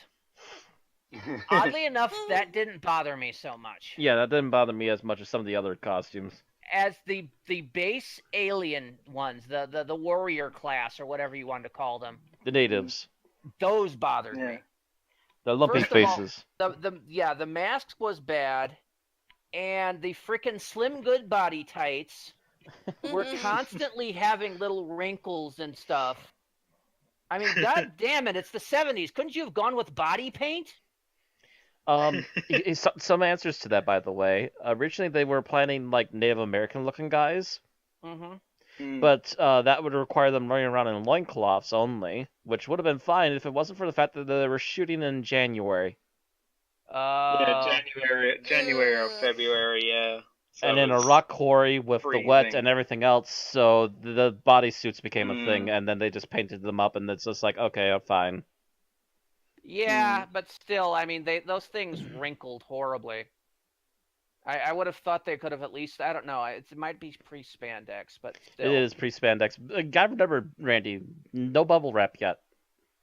I know, but there had to be something that would have been a little more wrinkle-free, or at least a little better custom tailored. Because I kept You'd be seeing hard these pressed. little, I kept seeing those wrinkles all over the place in these scenes, and it was just constantly taking me out of the episode. Mm. All Be a bit right, hard favorite pressed on that, scene. Favorite scene. Yep, and that's you, Matt. You know what? I think I liked the scene where all I see is giant like Warhammer shoulder pads, and turns around and here's the Master. Oh, hello. Because that's the only way I could describe that first outfit of his, is that it's very Warhammer-esque. Shoulder pads bigger than his head with fancy designs on it. And he's still got this big regal cloak and Let's everything see, else. I have to show up as an arbitrator. I'll borrow some shoulder pads from the 1980s. Well, even the 1980s have nothing on these shoulder pads. Let me find that picture. There's like a couple pictures up here. Matt, I was joking. I was making a funny. Stop ruining my funny! Was that outfit used again before this or after this? Because I know it was familiar. Don't think he used The at least not the Warhammer Master. movie. Was that the episode? Was that the what she wore in Trial of the Time Lord? No, I think without he wore it without the shoulder pads when he was when he was the guest of the Time Lords and the Five Doctors. Ainley. Something similar to it, maybe, yeah. Yeah. Okay. I think it had the collar and the robe, but it didn't have the shoulder pads. Well, that was more of a Dracula cape, but yeah. All right. So, Tim, there's one show from my childhood that molded me like no other. That show is Muppet Babies.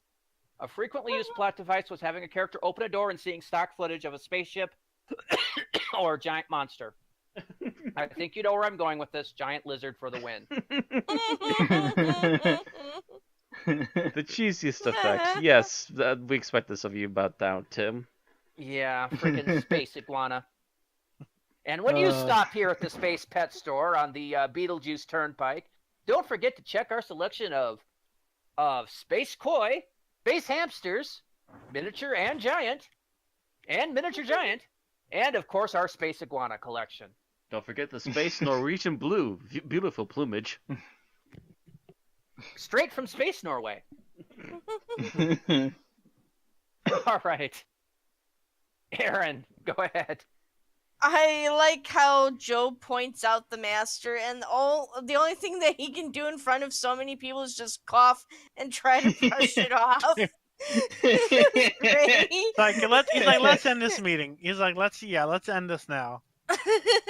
It's a great scene, and unfortunately that was mine too. Oh, sorry. Yes, I'm here to arbitrate this, and oh crap. You literally look at the Master's face, and he's talking this. He sees the Dr. Joe walk, and his face just goes to, oh shit. For once, it's not according to plan. Yeah. You know, it's like, oh shit, what the hell are they doing here? Okay, think up something. Look, it's the Master. Meeting's adjourned. I'll come back. Just a moment, blackmail him quickly. I need to talk to these people. I have to talk to them. Yes. All right, Thomas, your favorite scene?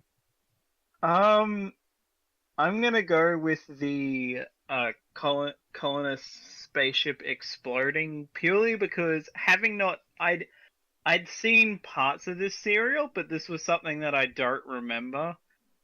And as of that, you only know that one person, at least, is actually off the shit. So, as far as you know at this point, if you haven't seen this before, everyone else died. And they just play it really well, and like God, I can't remember his name, but the IMC, the mining guy that's actually kind of sympathetic, actually does kind of feel a lot of remorse for that, because he's like, oh shit, I told them that it was possibly okay. It was a forgettable name. I generally think that scene was handled really well. Yeah. Yeah, I think that was well done with him because he did look like horribly depressed by what was happening. But of course, Winton, I sparking think, his was interest name. in getting revenge on the asshole that set all this up. All right, Bill, how about you? So I'm going to go with the scene I think that was the most satisfying, and that's the one where they find the projector canister and the stupid giant claw. Mm-hmm. I mean, I don't know how anyone would think that was a real lizard's claw, but besides that point, it was just satisfying for them to, to find that and be like, yeah, we have your evidence now, and then they bollocksed it Well, up. it wasn't so Yeah. much the claw needed to be realistic so much as it needed to make damage. Needed to make realistic damage. Mm-hmm. They didn't need to look at it; just needed to provide the realistic damage. I would have thought there would have been better ways than this, but it's the Well, 70s. to look at because It's the HR puffin stuff right. era. It wanted to look at because that was for the people that were like, oh, you can't say it's just a robot because I saw the lizard, I saw it. So that's where the realistic law came in. Mm-hmm. So for me, it's the counterpoint to Thomas's scene, and that's the scene where they all show up on the ridge top after you think they've been killed in the ship. And you're just like, oh, yeah! And they just, open up the can of whoop ass on the soldiers. I think that was just a moment of yes. Lost like only a couple of colonists. Meanwhile, you see just all these miners draped across rocks. Mm-hmm. All right, so least favorite scene. Ooh. Oh. I gotta pick a least favorite. Mm-hmm.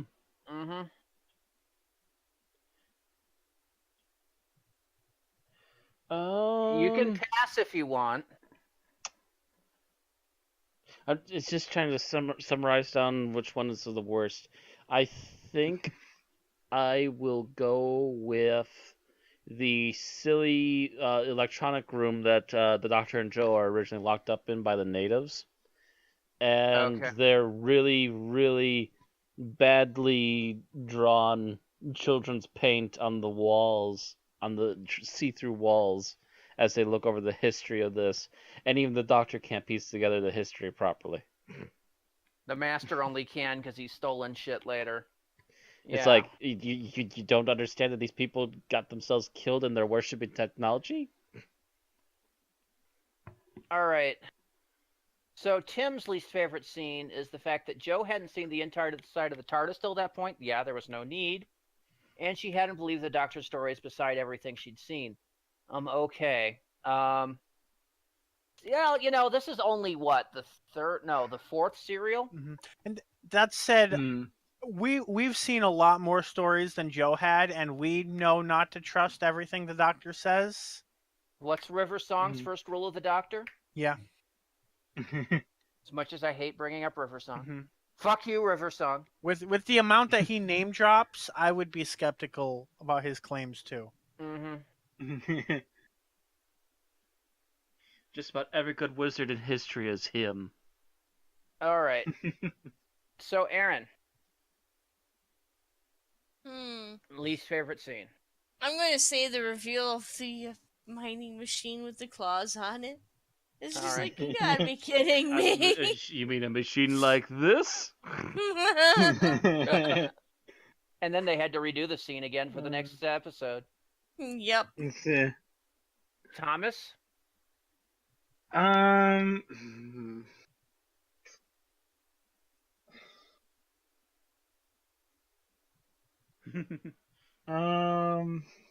it down.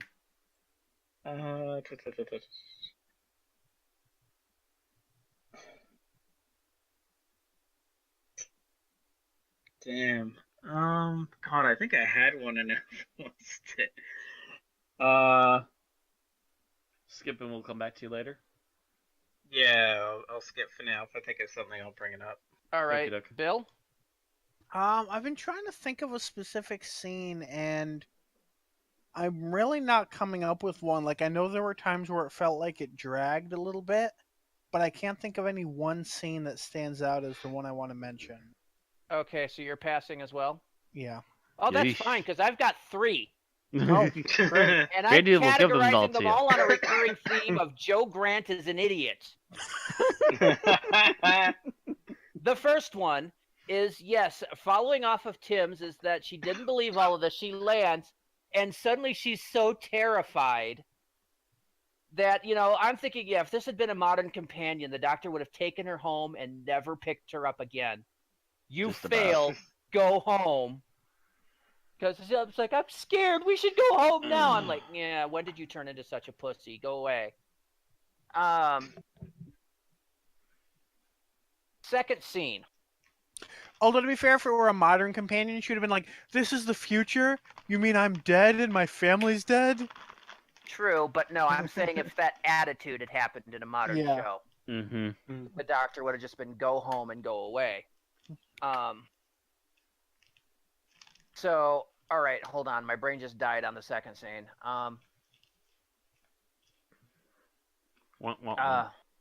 Yeah, I know. I had 3. I had 3, and that was 1. Well, if they're all Joe related, was one when she walked through the Master's. Yes, that was daughter's that was going to be TARDIS. the end point. Yes, that was like, oh my God, stupid Joe. God You damn just it, had Joe. to shimmy. You just had to shimmy under this, frightened enough that if the fact that you were a D cup, you probably would have set it off. But then you absolutely forget 2 minutes later and walk right through the door. Seriously, Joe.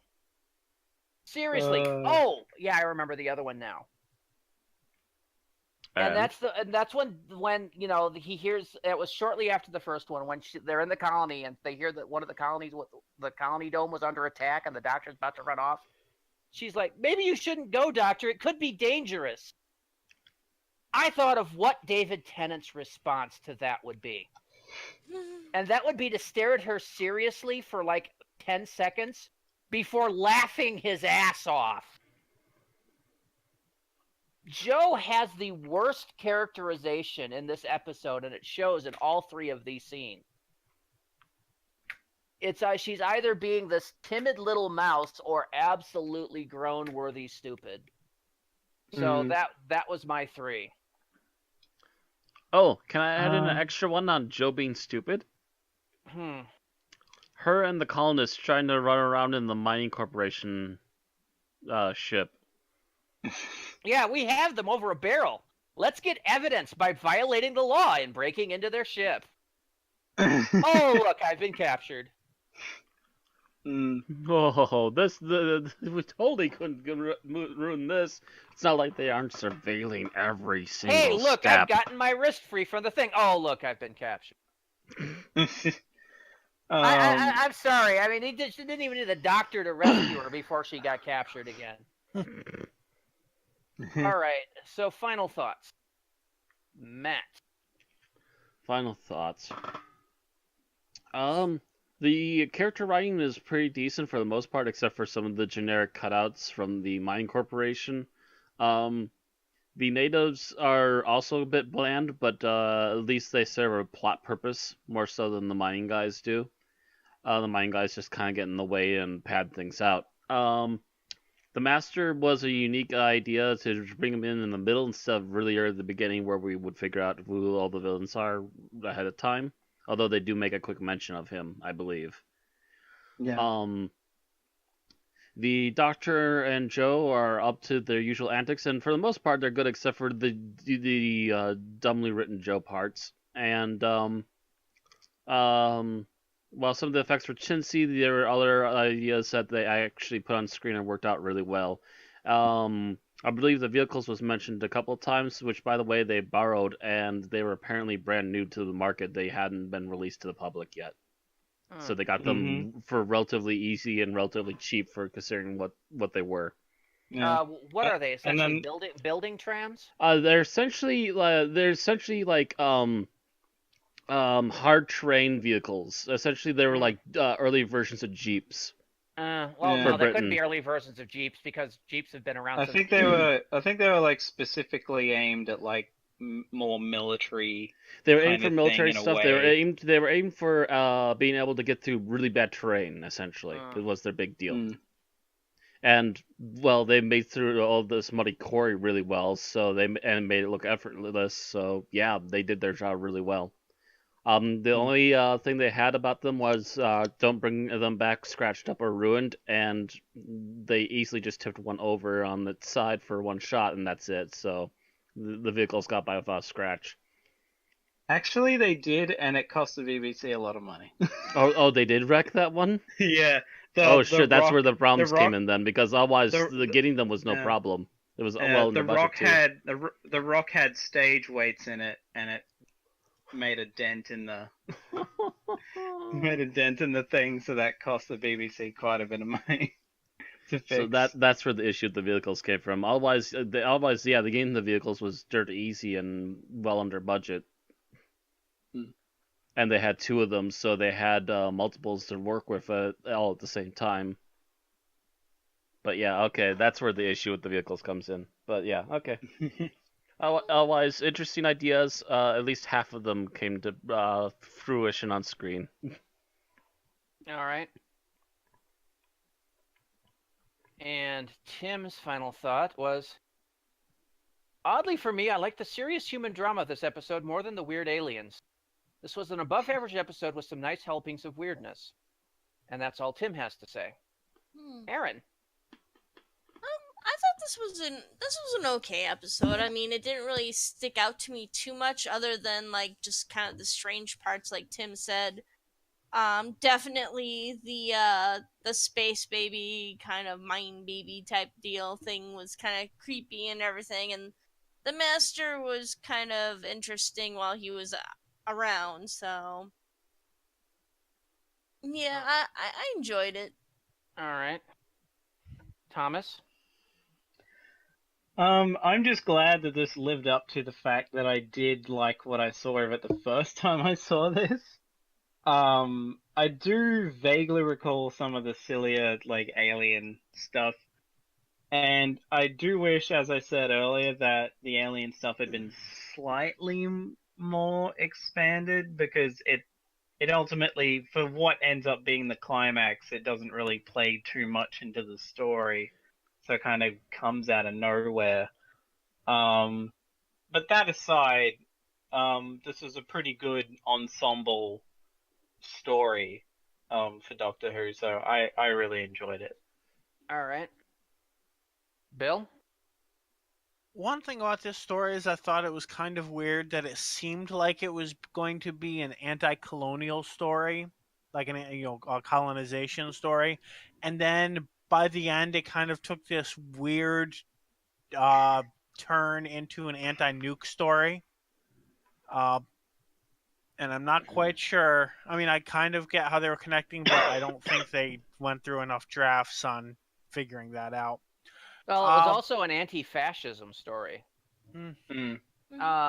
Anti-corporation. Yeah, the corporate fascism. Yeah.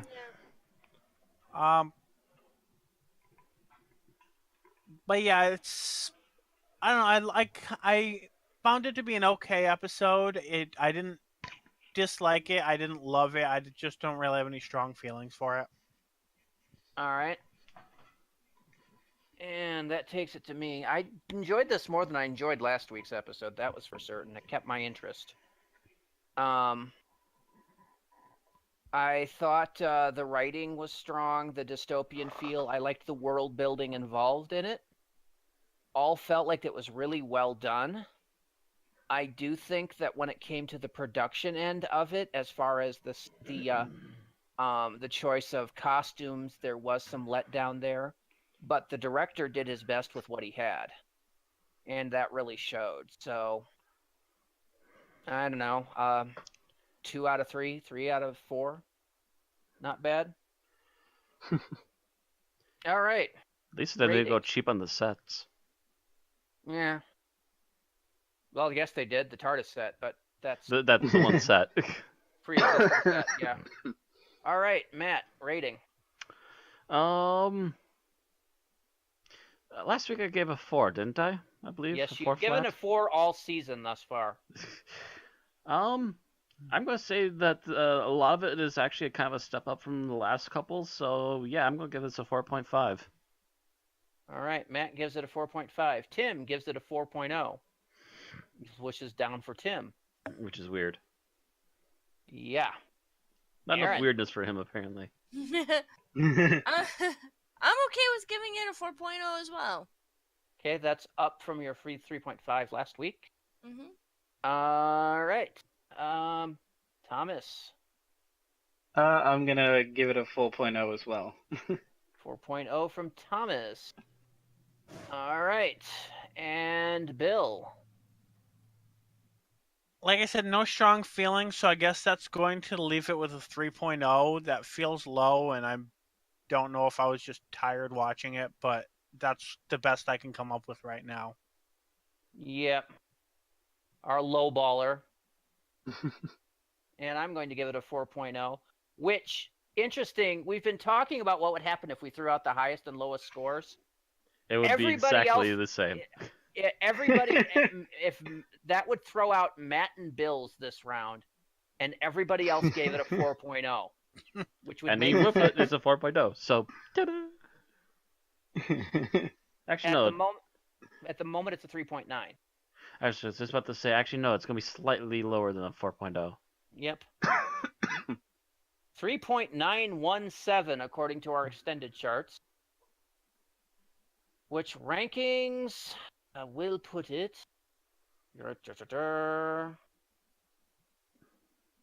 Data sort by. Really wish I could do this ahead of time, but it won't let me. Or I wish I could just make this sort all the time. 3.9. Colony in Space comes in at number 104 of 220. So above the half, but barely. Mm-hmm. It Scrambling is for the half. It is on par with Knock Knock, The Brain of Morbius, Warrior's Gate, Revenge of the Slovene, Into the Dalek, Technophobia, Blink, Monster of Peladon, The Next Doctor, The Chase, The Gardens of the Dead, and the Jago and Lightfoot Revival Acts 1 and 2. It is better than Boomtown, Ghostlight, Enemy of the World, Girl in the Fireplace, Daleks Invasion Earth 2150, End of the World, Day of the Daleks, The Red House, Robot of Sherwood, Extremis, Pyramid of the End of the World, Lie of the Land, and Power of the Daleks. And not as good as Vengeance on Varos, Attack of the Cybermen, Runaway Bride, etc., etc. Because I can tell you our list of 4.0s goes quite a ways. So there we go. 104 of 220. Colony in Space. And that's that. Mm-hmm. All right, so if you like listening to us, please go ahead and subscribe to us at Twitch and on YouTube so you can keep seeing our videos. You can also follow us for news and update on Facebook and Twitter, and you can head on over to patreon.com/unearthlypodcast if you want to help support us. All right, next week, Season 8 comes to a close with the Master letting loose some very satanic aliens in The Daemons, written by Guy Leopold, in quotes, starring John Pertwee as the Doctor, Katie Manning as Joe Grant, Nicholas Courtney as the Brigadier, and Roger Delgado as the Master. So see you next week. Hi, See Guy. you next time. Good night. And yes, Guy Leopold is an alias. No, really?